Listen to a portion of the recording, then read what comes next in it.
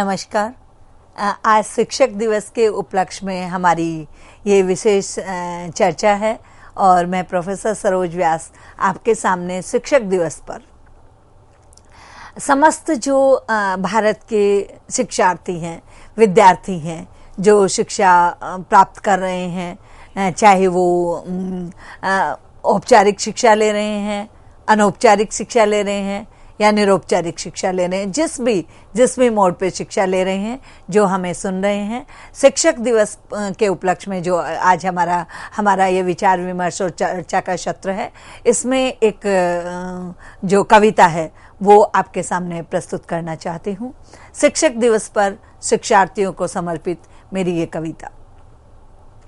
यद्यपि हम जानते हैं, यहाँ मैंने हम शब्द का प्रयोग किया है क्योंकि हम सभी जो भारत के समक्ष शिक्षक है वो अपने समस्त विद्यार्थियों, भारत में जिस भी मोड पर शिक्षा ग्रहण करने वाले विद्यार्थी है, समस्त शिक्षकों की तरफ से समस्त शिक्षार्थियों को समर्पित है ये मेरी ये कविता।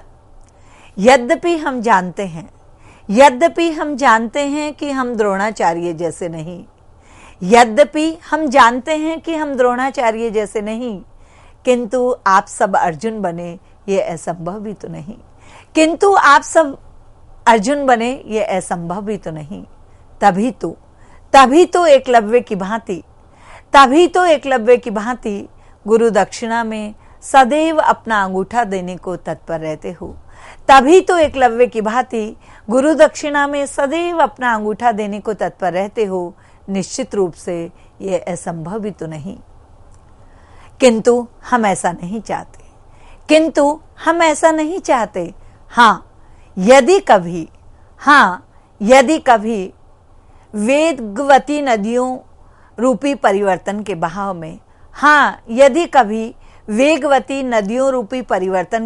में हमारे आदर्श, हमारे सिद्धांत, हमारे जीवन मूल्य और हमारा अनुशासन बहने लगे, हमारे आदर्श, हमारे सिद्धांत, जीवन मूल्य और अनुशासन बहने लगे, तो हमारी आज्ञा से पूर्व ही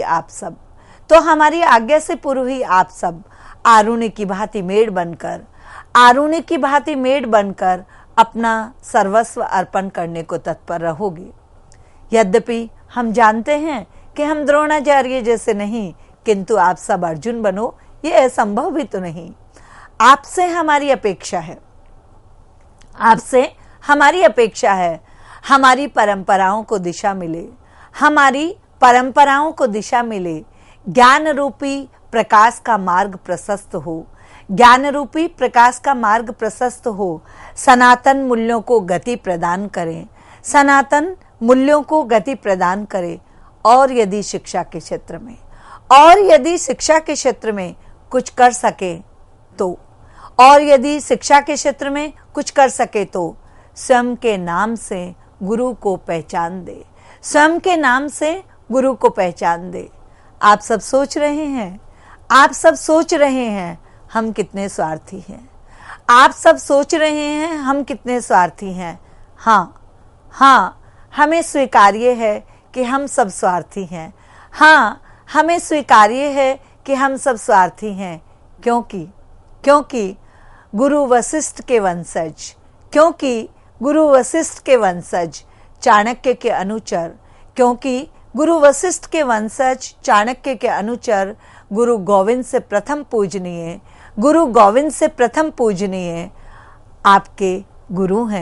आपके गुरु हैं। यद्यपि हम जानते हैं कि हम द्रोणाचार्य नहीं, किंतु सब आप अर्जुन बने ऐसा असंभव तो नहीं। ये मेरी जो कविता है वो सभी शिक्षार्थियों को समर्पित है शिक्षक दिवस के इस विशेष उपलक्ष्य में, आयोजन में। और यदि हम शिक्षक की बात करें, इतिहास के पन्नों पर में लौट जाएं या इतिहास की यदि हम बात करें, तो हम विस्मृत नहीं कर सकते कि इतिहास में ऐसे कई उदाहरण हैं जहां पर यदि गुरु को आज भी पूजा जाता है या गुरु का नाम प्रथम लिया जाता है, तो निश्चित रूप से ये उसके शिष्य के द्वारा लिया जाता है। एक समय की चर्चा है, आज मैं अपने गुरु प्रोफेसर स्वर्गीय चंद्रहास शर्मा जी का स्मरण करना चाहूंगी। एक बार चर्चा में उन्होंने मुझसे कहा था कि शिष्य गुरु का वरण नहीं करता, अपितु गुरु शिष्य का वरण करता है। गुरु शिष्य को चुनता है कि उसकी परंपराओं को, उसके उद्देश्य जो हैं, उसके जो जीवन मूल्य हैं, उसके आदर्श हैं, उसका अनुशासन है, उसके ज्ञान है, उसकी परंपरा है, उसको कौन शिष्य आगे लेके जाएगा। तो जो ये कहते हैं कि शिष्य गुरु का चयन करते हैं, नहीं, ऐसा कदापि नहीं है कि शिष्य गुरु का चयन करते हैं, गुरु शिष्य का वरण करते हैं। और आज इस बात की सार्थकता के लिए, इस बात के सत्यापन के लिए या उन्हें श्रद्धा सुमन अर्पित करने के लिए आज मुझे स्मरण हो रहा है चंद्रगुप्त मौर्य और चाणक्य के संदर्भ में आपसे चर्चा करना। चंद्रगुप्त मौर्य का नाम सुनते ही आप सबके मन में एक ऐसे राजा की छवि हमारे सामने आती है जिसने अपनी वीरता और साहस से असंभव को भी संभव कर दिखाया था। मौर्य साम्राज्य की स्थापना और का श्रेय उनको जाता है। और यदि इतिहास में यदि सफल और बहुत ही वीरता साहस वाले किसी राजा का नाम लिया जाता है तो वो चंद्रगुप्त मौर्य का लिया जाता है। लेकिन इतिहास के पन्नों में वर्णित इस सत्य को भी विस्मृत नहीं किया जा सकता कि चंद्रगुप्त मौर्य, सम्राट चंद्रगुप्त मौर्य गुरु चाणक्य के कारण ही बने। वह मगध के महान सम्राट बने, लेकिन इसके पीछे चाणक्य ने अपनी संपूर्ण चाणक्य नीति अपनी लगा दी और अपने शिष्य को, यानी किसी भी अंधकार में डूबे हुए या मद में डूबे हुए या अहंकार में डूबे हुए जो शासन था, जो कुशासन चल रहा था, उसे सुशासन में बदलने के लिए अपना संपूर्ण जीवन अपने विद्यार्थी यानी चंद्रगुप्त मौर्य के को बनाने में, उन्हें सम्राट बनाने में लगा दिया। तो यदि मैं ये कहूँ कि शिक्षक जो है वो बिल्कुल, मैंने 9वीं 10वीं कक्षा में गद्य पद्य संग्रह जो हिंदी की पुस्तक थी उसमें कभी पढ़ा था, और मैं आपसे चर्चा कर रही हूँ 1983-84 की, यानी 83 और 84 की, 1983 और 84 की। और तब मैंने पढ़ा था नीम का पत्थर। तो जो गुरु है वो नीम का पत्थर है, स्वयं तपता है, जलता है, संघर्ष करता है, अभाव में रहता है, श्रम करता है, अनुसंधान करता है, ज्ञानार्जन करता है, तपस्या करता है, और उस सारे अपने तप से जो निर्मित होकर के जो निकल के आता है वो एक व्यक्तित्व निकल के आता है और वो एक सफल शिक्षार्थी का निर्माण करता है। तो गुरु को यहाँ पर नीम का पत्थर कहा जाना कदापि अनुचित नहीं होगा। या नीम का पत्थर है गुरु जो अपने शिष्यों का निर्माण करता है। इसी श्रृंखला में यदि हम आगे बात करें और इतिहास की बात करें, जहां हम गुरु और शिष्य के संबंधों की चर्चा करें, तो एकलव्य को भी स्मृत नहीं किया जा सकता। एकलव्य धनुर्विद्या सीखने की बहुत ही मेधावी छात्र थे और एकलव्य अपनी शिक्षा दीक्षा उन्होंने प्राप्त कर ली, लेकिन उन्हें लगा कि नहीं, धनुर्विद्या जो है, धनुष चलाना है, उसमें वो पूरी तरह से पारंगत नहीं हुए और उन्हें और कुछ सीखना है। सब में उन्हें अधूरापन लग रहा था। उनके पिता जो हैं वो चाहते थे कि जानते थे, उनके पिता जानते थे कि और उस समय गुरु द्रोणाचार्य से सर्वश्रेष्ठ कोई गुरु नहीं थे। द्रोणाचार्य केवल ऋषि पुत्रों को ही शिक्षा दीक्षा देते थे, और क्योंकि एकलव्य निषाद पुत्र थे, एकलव्य के पिता जानते थे कि गुरु द्रोणाचार्य एकलव्य को अपना शिष्य बनाना स्वीकार नहीं करेंगे। तब भी अपने पुत्र मोह के कारण वो एकलव्य को लेकर के और द्रोणाचार्य के पास उपस्थित हुए और उन्होंने आग्रह किया कि मेरा पुत्र आपसे धनुर्विद्या प्राप्त करना चाहते हैं। द्रोणाचार्य ने मना कर दिया, शिक्षा देने से, शिक्षित करने से, उन्हें धनुर्विद्या सिखाने से मना कर दिया। लेकिन एकलव्य ने हार नहीं मानी। एकलव्य क्योंकि अपने मन में द्रोणाचार्य को लेकर के गुरु की छवि स्थापित कर चुके थे। एकलव्य की यदि हम चर्चा करें तो एकलव्य ने बिल्कुल वैसे ही किया था जैसे हम अपने इष्ट देव को अपने हृदय में विराजमान कर लेते हैं। जब हम किसी भगवान की भक्ति करते हैं तो हमारे सामने एक रूप बन जाता है, एक छवि हमारे, और वो एक तरह से हम उसे प्रतिस्थापित कर लेते हैं, स्थापित कर लेते हैं, और वो हमें ऐसे लगता है कि वो सदैव हमारे साथ है और हम उन्हीं को जो भी कर रहे हैं हम उन्हीं की देखरेख में, उन्हीं के निर्देशन में, उन्हीं के गाइडेंस में, उन्हीं के परामर्श से हम कर रहे हैं और उन्हीं को समर्पित कर रहे हैं। एकलव्य वहां से चले गए अपने पिता के साथ, बिल्कुल हतोत्साहित नहीं हुए, बिल्कुल निराश नहीं हुए, बिल्कुल उनके मन में दुराभाव नहीं आए, और उन्होंने जाकर के और एक मिट्टी की मूर्ति बनाई द्रोणाचार्य की, उसको स्थापित किया और उसे गुरु समझ करके उनके सामने बैठ करके, यानी उस मूर्ति को मानस गुरु का स्थान दे करके उन्होंने धनुर्विद्या का अभ्यास करना प्रारंभ कर दिया। करत करत अभ्यास के जड़मती होत सुजान, रसरी आवत जात ते सिल पर परत निशान। ये जो है वरदराज के ऊपर जो ये दोहा लिखा गया है, करत करत अभ्यास के जड़मती होत सुजान, रसरी आवत जात ते सिल पर परत निशान, यानी अभ्यास करते करते तो पत्थर पर भी लकीर बनाई जा सकती है। ये वरदराज के लिए कहा गया है। वरदराज की भी यहाँ इसी चर्चा में मैं बता देती हूँ कि वरदराज 7 वर्ष तक अपने गुरु के आश्रम में रहते रहे और वो कुछ भी सीख पा नहीं रहे थे। 7 वर्ष के बाद जब गुरु के धैर्य ने जवाब दे दिया तो गुरु ने वरदराज से कहा कि आप अपने घर लौट जाइए क्योंकि आप शिक्षित नहीं हो सकते हैं। और जब वरदराज अपने घर की तरफ लौटे तो रास्ते में उन्हें प्यास लगी। रास्ते में उन्होंने एक कुआं देखा। कुएं पे उन्होंने देखा कि जहां से पानी खींचा जाता है, जिस रस्सी से, जिस बर्तन से पानी अंदर जाता है जो पात्र और वापस बाहर निकलता है, एक सूत की रस्सी है और उस सूत की रस्सी से उस जो वो पत्थर है, मुंडेर है कुएं की, उस पर निशान पड़ गया, यानी वो वहीं जाती है।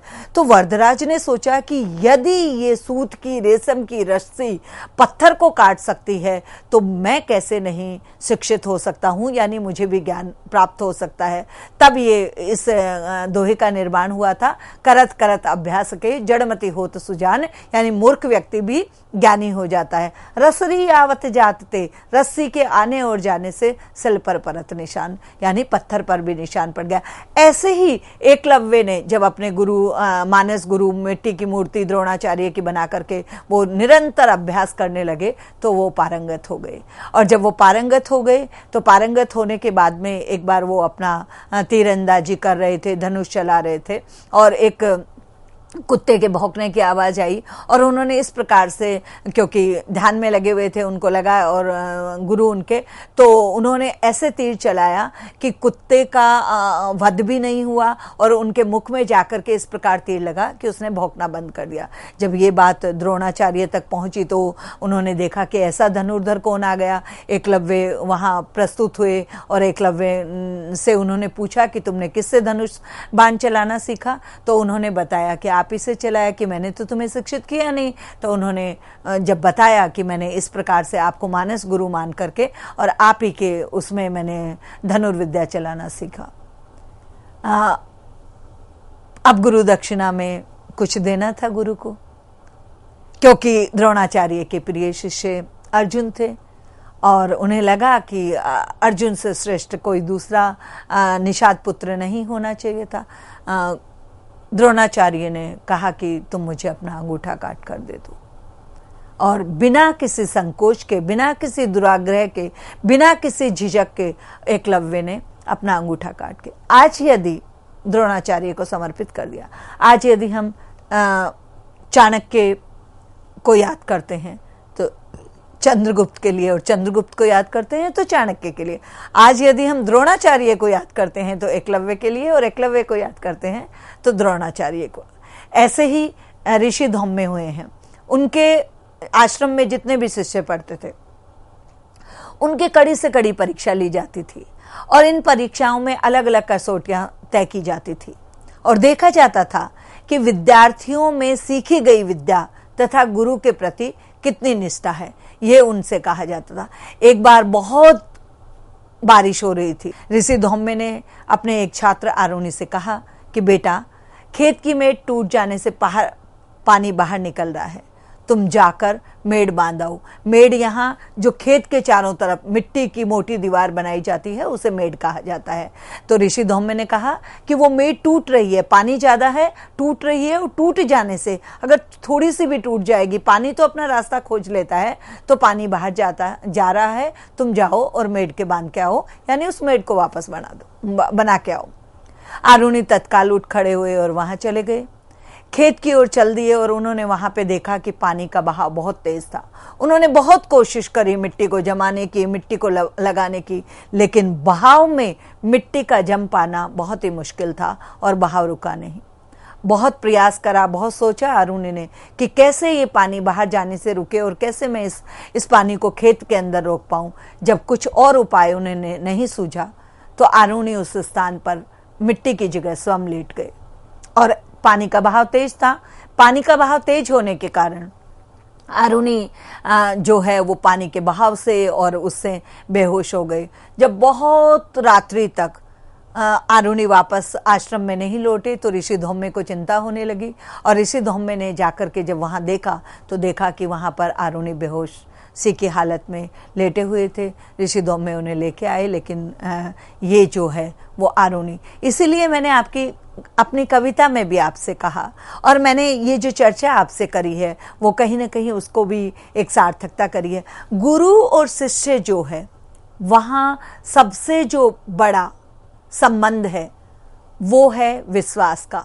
हम जब भक्ति की बात करते हैं, गुरु के प्रति भी विद्यार्थियों की भक्ति है, ईश्वर के प्रति भी भक्ति है। क्योंकि पूर्व में ही जब हमने कबीर के दोहे की बात करी तो हमने कह दिया कि भगवान तक जो मार्ग हमें लेके जाता है उस मार्ग को दिखाने वाला, उस मार्ग तक पहुंचाने वाला गुरु होता है। तो ऐसे ही जब हम गुरु की बात करते हैं तो उस समय ये है कि जब भक्ति की हम बात करते हैं तो भक्ति में 3 चीजें बहुत ही अनिवार्य है जो समझने की बहुत आवश्यकता है। सबसे पहले भक्ति में होता है कि सबसे पहले भक्ति में आपको विश्वास करना होगा। आपका जो भी गुरु है, गुरु को शिष्य पर और शिष्य को अपने गुरु पर, दोनों को एक दूसरे के प्रति विश्वास रखना होगा। विश्वास के बाद में बात आती है संबंध की, यानी संबंध स्थापित करना होगा।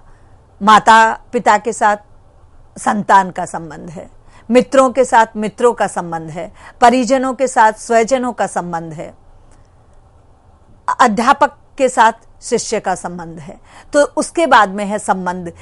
प्राचीन काल की यदि हम वेदों की, पुराणों की बात करें या हमारे वैदिक काल की बात करें तो वहां तो वैदिक काल में तो शिक्षा दीक्षा थी ही गुरु के आश्रम में। जो विद्यालय व्यवस्था थी वो गुरु, यानी जब तक आप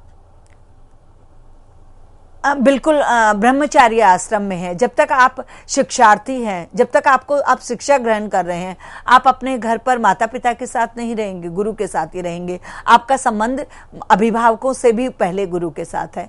तो वो गुरु के साथ में दूसरा जो भक्ति है वहां पर है संबंध। पहला विश्वास और दूसरा संबंध। संबंध स्थापित करना होगा और संबंध के बाद जो सबसे महत्वपूर्ण बात आती है वो आती है समर्पण की, यानी समर्पित करना होगा आपको। सबसे बड़ी बात है कि समर्पित करना होगा। जब तक शिक्षार्थी अपने गुरु के प्रति अपने को समर्पित नहीं करेंगे वो ज्ञान प्राप्त कर ही नहीं सकते। गुरु और शिष्य के संबंध में कहीं भी अविश्वास नहीं होना चाहिए, क्योंकि गुरु जो है, जिस प्रकार से कहा भी गया है कि गुरु बिल्कुल मोमबत्ती की जैसे है जो स्वयं जलता है और दूसरों को प्रकाश देता है। गुरु अंधकार से प्रकाश की ओर लेके जाता है। गुरु अज्ञानता से ज्ञान की ओर लेकर के आता है। गुरु अपने अनुभव से जो अर्जित उसका ज्ञान है, जो अर्जित उसके संस्कार है, उनका बीजारोपण अपने विद्यार्थियों में करता है।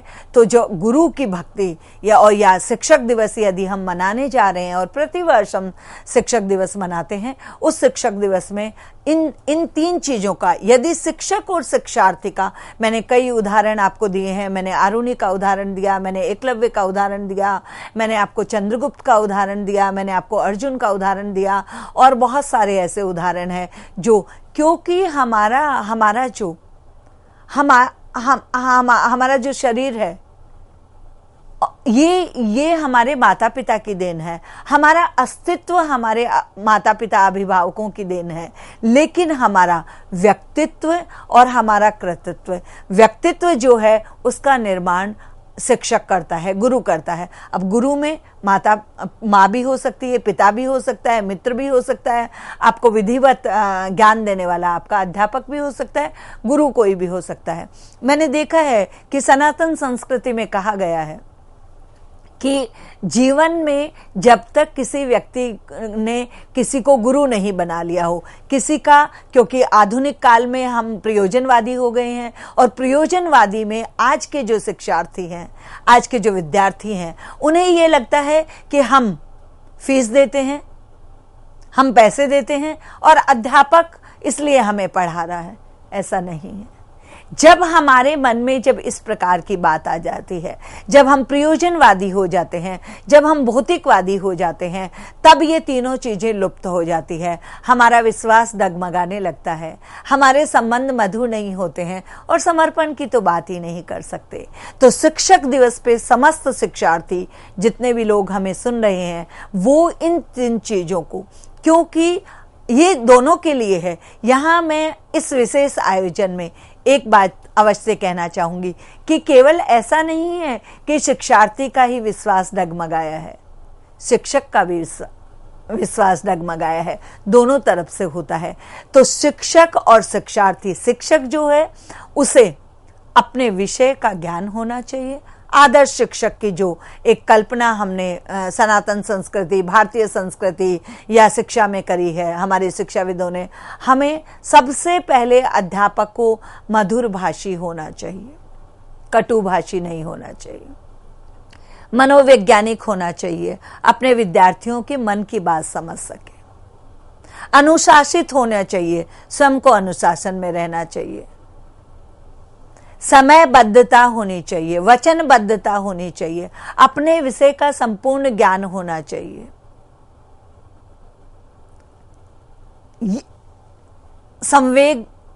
संवेदनशील होना चाहिए, आदर्श चरित्र होना चाहिए, सत्य भाषी होना चाहिए। ये सारी चीजें हैं। और समरूपता होनी चाहिए।